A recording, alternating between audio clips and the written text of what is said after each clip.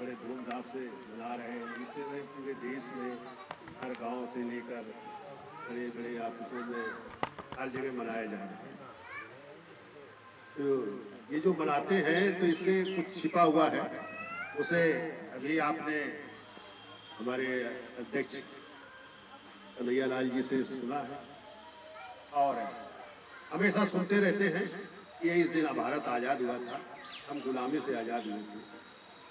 लेकिन ये बात हमेशा सुनते चले आ रहे हैं और आज भी सुन रहे हैं, कल भी सुनते रहेंगे। अभी कन्हैया लाल जी ने कुछ और व्याख्या की है, जो इस देश में जो हालात बनने जा रहे हैं उस पर भी व्याख्या की है।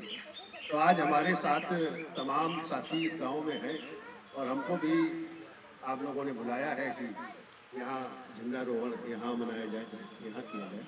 तो हमारे साथ दिवाकर साहब भी हैं, हमारे साथ प्रधान जी भी हैं, हमारे साथ कन्हैया लाल जी, हमारे साथ बनते पद्म घोष जी और डॉक्टर निजामुद्दीन जी और तमाम रामसागर जी, तमाम लोग हैं।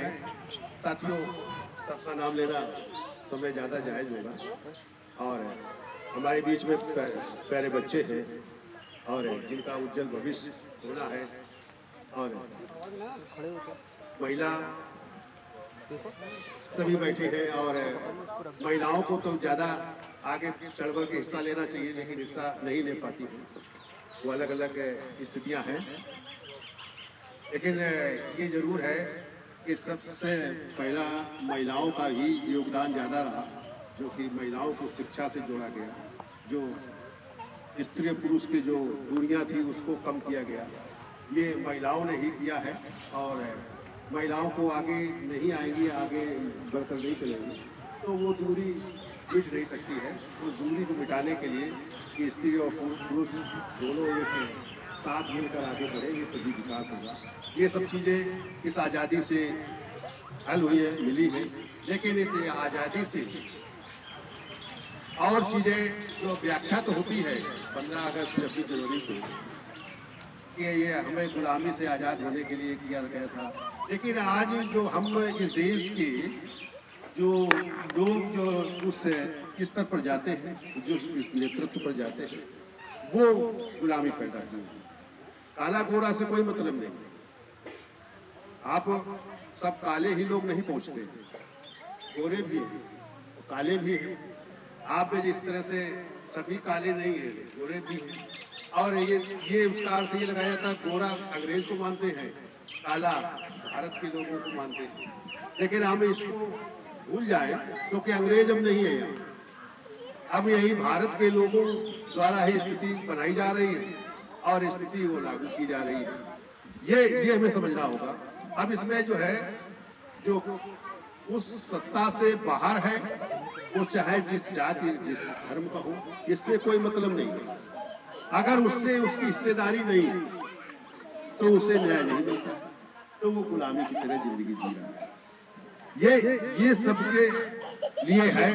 और आज हम जैसे आज जो किसान आंदोलन चल रहा है या पहले सदस्यता के लिए जो आंदोलन चला, तो ये जो आंदोलन चलते हैं तो आंदोलनों में जो कमजोर होता है उसकी हिस्सेदारी तो होती है, लेकिन उसका नेतृत्व नहीं रहता है, उसको तो केवल बाईपास किया जाता है। जैसे किसान आंदोलन में चल रहा है, तो अब उसमें ठीक है यहाँ के लोग नहीं शामिल हैं, लेकिन कहीं के लोग तो शामिल हैं जिसमें कमजोर भी हैं, जे जाति के आधार पर दलित भी, पिछड़ा भी, सवर्ण भी, सभी लोग शामिल हैं किसान आंदोलन में। कहीं ना कहीं के लोग तो शामिल हैं, ऐसा नहीं कि सीतापुर के गांवों के अगर लोग नहीं शामिल है तो कहीं के नहीं शामिल है। लेकिन इनको न्याय से कहीं वंचित ना रह जाए, इसलिए हमारे माननीय कन्हैया लाल जी ये व्याख्या कर रहे थे, लेकिन वो उसको स्पष्ट रूप से नहीं बता पाए। स्पष्ट रूप से ये है कि हम सबको इस आंदोलनों में शामिल होना चाहिए, अपने नेतृत्व को लेना चाहिए, तभी तो आप न्याय करा पाओगे। अन्यथा फिर एकाधिकार हो जाएगा। जैसे इस देश में एकाधिकार है, जो सत्ता में रहता है वो अपने आधार पर इस देश की सत्ता चलाता है। और यदि आप ये परिवर्तन कई बार हुआ, ऐसा ये पहली बार परिवर्तन होने नहीं जा रहा, ये इस देश में परिवर्तन कई बार हुआ और फिर भी परिवर्तन होगा, ये तो दिखाई दे रहा है कि परिवर्तन होगा। लेकिन अगर किसानों के आंदोलन में उन नेताओं के साथ अगर आप उस नेतृत्व में शामिल नहीं हुए तो फिर आप जैसे हैं ऐसे ही रहेंगे। ये किसान भी आप पर जो है कोई अच्छाई नहीं करेगा, ये भी आप कुछ जांच कर सकते हैं, क्योंकि हमने देखा है, क्योंकि तमाम सरकारें बदली लेकिन उन्होंने कोई आपके लिए कोई ऐसा रास्ता नहीं लाए हैं कि आप मुख्यधारा का हिस्सा बन जाओ। इसलिए हिस्सा बनने के लिए आपको उस आंदोलनों में शामिल होना पड़ेगा। अपने को जब उसमें रखोगे तो फिर अच्छी और बुरी बात को शामिल करेंगे, फिर आप उस सत्ता में भी शामिल होंगे, क्योंकि जब तक आप यहाँ से उठकर वहां तक नहीं शामिल होंगे तब तक आप पर न्याय होने वाला नहीं, चाहे आपके बीच का आपका भाई ही क्यों ना। आप देखते हैं गाँव में जो प्रधान होता है, मैं छोटी सी बात बताता हूँ, प्रधान जिस घर का होता है तो सबको ये होता है कि नहीं ये हमारे लिए तो करेगा ही, गांव के लिए करे या न करे, लेकिन वो घर के लिए परिवार के लिए भी नहीं करता है, वो केवल अपने आप के लिए करता है और अपने आप को केवल श्रेष्ठ बनाने का काम करता है। ये है, क्योंकि मैं भी प्रधान रह चुका हूं, मैं ये तमाम चीजों को हम अच्छी तरीके से जानता हूं, लेकिन यदि आप शामिल रहेंगे, यदि आप उसके साथ खड़े रहेंगे तो फिर उसकी हिम्मत नहीं है कि आपसे गद्दारी करे, आपके विरोध में।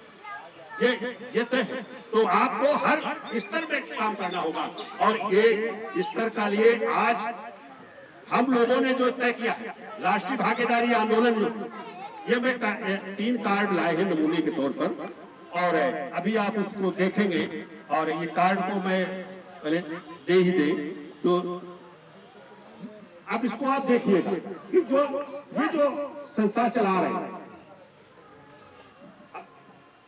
थोड़ी बात आपके कर रहा हूं, तो ये जो संस्था चल रही है ये इसीलिए चल रही है कि आज देश में गरीब क्यों है। आज एक व्यक्ति अरबों का मालिक बनता है, आपके वोट से चाहे प्रधान बने चाहे विधायक बने, वो विधायक बनता है, अरबों का मालिक हो जाता है। आखिर क्यों? ताकत तो आपकी थी, इसी से वो बना, लेकिन आप क्यों नहीं बने? आप जो है भूख से क्यों मर रहे हैं?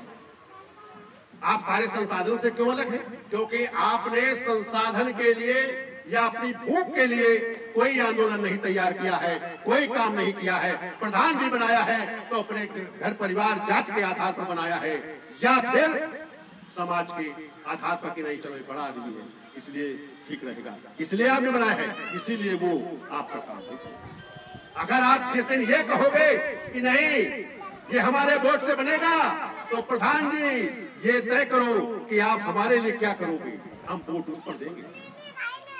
आपको ये तय करना होगा कि अगर ये प्रधान बनेंगे तो इनसे आश्वासन लेना पड़ेगा कि आप जब प्रधान बनोगे तो क्या क्या मेरे लिए करोगे, आखिर किस लिए हम आपको वोट दें। ये जब तक आपकी सोच नहीं बनेगी, जब तक किसी भी के चाहे प्रधान हो चाहे विधायक हो चाहे इस देश का कोई भी व्यक्ति कोई भी नेता हो चाहे कोई अफसर क्यों न हो, जब तक आपकी सोच उससे नहीं मिलेगी तब तक आपके पर कोई आपका फैसला आपके हित में नहीं हो सकता है। तो इसलिए आपको तय करना होगा कि आपको तय करना होगा कि जैसे ये आंदोलन चल रहा तो हम उस आंदोलन के साथ खड़े हो, अपने मुद्दों के साथ खड़े हो कि अगर किसान आंदोलन है और वो 3 बिलों के विरोध में बैठे हैं तो उन 3 बिलों का अगर वापस होगा और यदि वापस ना हुआ तो भी हमें एक ऐसी शक्ति तैयार करना होगा जो उन 3 बिलों के रहते हुए भी हमें हिस्सेदारी मिलनी चाहिए। हम इस खेत खलिहान का जो काम करते हैं इसमें हमारी हिस्सेदारी होनी चाहिए, हम इसमें भागीदार बने, जिससे हम हिस्सेदारी क्या होनी चाहिए कि भाई आपके पास खेत तो मान लो 1 बीघा है या 1 एकड़ है या आपके पास खेत नहीं है तो आपकी भागीदारी क्या होगी? आपकी भागीदारी होगी काम की, कि आपको काम मिलना चाहिए। ये न्यूनतम जो आधार है जो आज मानक बनाया गया है कि आज 15,000 रुपया कम से कम हर व्यक्ति को रोजगार मिलना चाहिए। चाहे नौकरी तो कई तरह की होती है ना, नियमित होती है, तो वो फोर्थ क्लास को आज 18,000 मिलता है, लेकिन हमने कहा अनियमित है, जैसे रसोईया बना दिया, जैसे आपको जो है आशा बहू के पद पर रख लिया, जैसे मनरेगा का काम दे दिया, लेकिन तो उसका मानक अगर 15,000 है तो मासिक 15,000 रुपया वेतन होना चाहिए। और अगर 15,000 रुपया नहीं होता है तो फिर हमारा इस आंदोलन के साथ हिस्सा होगा कि हमें संसाधन के लिए कम से कम 1 लाख से 15 लाख तक संसाधन के रूप में बिना ब्याज के हमें धन प्राप्त करना है। अगर ये आंदोलन हमारा इस तरह से होना चाहिए, अगर ये प्राप्त कराया जाएगा तो फिर हमारे साथ कोई नाइंसाफी नहीं कर सकता है। अगर ये सरकार नहीं जाती होगी तो सरकार जाने का रास्ता आप देने का काम करेगी। किसान आंदोलन अभी तो फिलहाल ऐसा लगता है किसान आंदोलन कोई सत्ता की तरफ नहीं पहुंच रहा है, और सत्ता की तरफ उसे पहुंचाना चाहते हैं जो इस देश में भ्रष्टाचार के आधार पर अलग हुए थे, जिन्हें हमने भ्रष्टाचार के आधार पर उनको अलग किया, वही तो आ रहे हैं परिवर्तन के बाद। तो वो आपके लिए क्या करेंगे? फिर वो जाति का आधार खड़ा करेंगे, फिर आपका जो है दमन करेंगे। वो क्योंकि अभी तो कोई शपथ नहीं लिया, अभी तो कोई उन्होंने फार्मूला नहीं खोला कि नहीं हम आएंगे तो बच्चों की शिक्षा का अच्छा काम करेंगे, हम आएंगे तो हम सबको रोजगार देंगे, हम सबको पेंशन का रास्ता खोलेंगे। पेंशन भी ये पेंशन नहीं, पेंशन अगर मानक 10,000 रुपए का है तो 10,000 रुपया पेंशन मिलना चाहिए वृद्ध, विकलांग, विधवा और प्रधान बीडीसी को हमें मिलना चाहिए, सभासद को मिलना चाहिए। ये तमाम लोग हैं इस तरह के, हमें पेंशन मिलनी चाहिए, 10,000 रुपया होनी चाहिए। तो ये कौन करेगा? ये आपको मुद्दा बनाना होगा, इसमें प्रधानों को भी आना होगा, इसमें बीडीसी और जिला पंचायत सदस्यों को भी आना होगा। ये अगर सब लोग मिलकर ये लड़ाई लड़ेंगे तो किसी भी नेता की ये जरूरत नहीं है कि जो आपके अधिकार लड़ेंगे, क्योंकि वो नेता वही बनेगा जो आपके बीच से जाएगा, क्योंकि वोट तो आपका है, वोट हम उसी को देंगे, किसी भी पार्टी का हो, इससे हमारा कोई मतलब नहीं है। जो हमारे अधिकार देगा वही सत्ता में जाएगा, यह हमें तय करना होगा। किसान आंदोलन सफल हो ये हमारा रहेगा संकल्प, लेकिन किसान आंदोलन के नेताओं को यह तय करना पड़ेगा कि हमारे अधिकारों को पूरा कराने का काम वो करेंगे।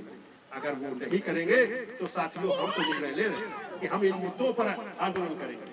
हम सरकार के विरोध में है, रहेंगे इन बिलों के विरोध में, लेकिन अगर हो सकता है इस विरोध के कारण वही जो पूंजीपति है शायद उसका रूप बदल जाए कि भाई हम ये व्यापार करेंगे, लेकिन सबको मिलाकर व्यापार करेंगे। हम फिर जो काम नहीं, जिनके पास काम नहीं है, हम खेत भी कराएंगे तो उन्हीं से कराएंगे, उन्हीं को हम मालियत देंगे। तो जो रेट है वो तय हम मिलकर करेंगे, हम जो है अकेले तय नहीं करेंगे। ये भी कर सकते हैं, ऐसा नहीं है। जब आप आंदोलन करोगे, दूसरी बात क्योंकि सरकारें अड़ी हुई है कि हम बिल नहीं वापस करेंगे, तो फिर हमें भी रास्ता निकालना होगा। हम ये जरूर है कि विरोध में है, लेकिन विरोध के साथ साथ हमें रास्ता भी तय करना होगा कि ऐसा विरोध न करो कि देश ही टूटने की स्थिति पर आ जाए। विरोध करना होगा कि हमारे अधिकार हमको मिले, क्योंकि आज तक जितना विरोध हुआ है तो सरकार तो बदल जाती है, लेकिन हमें अधिकार नहीं मिलते, हम अधिकार से बाहर निकलते, हमें ये करना होगा। तो इसलिए हमें इन तमाम मुद्दों पर हमें ईमानदारी के साथ हर गांव में आंदोलन करना होगा। वो मुद्दे हम लोग देंगे और कन्हैयालाल जी इस पर लगे हैं।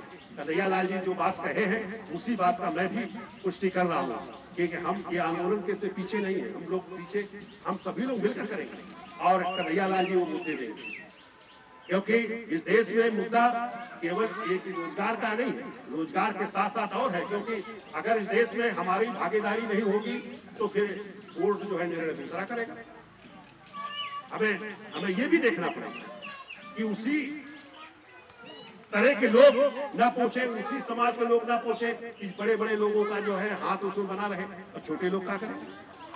आज इनकी क्या औकात है कि जो जज से बात कर ले, ये है ब्राह्मण है, लेकिन इनका औकात नहीं है कि दोनों ये बात कर ले किसी जज से और जो है फैसला अपने हाथ में करा ला, क्योंकि वहाँ वो लोग शामिल है जिनके साथ बैठ नहीं सकते, इनसे बात नहीं कर सकते, वो लोग शामिल हैं। तो इसलिए देश में जो स्थिति पहले कभी थी, आज वो स्थिति दूसरे रूप में आ गई है।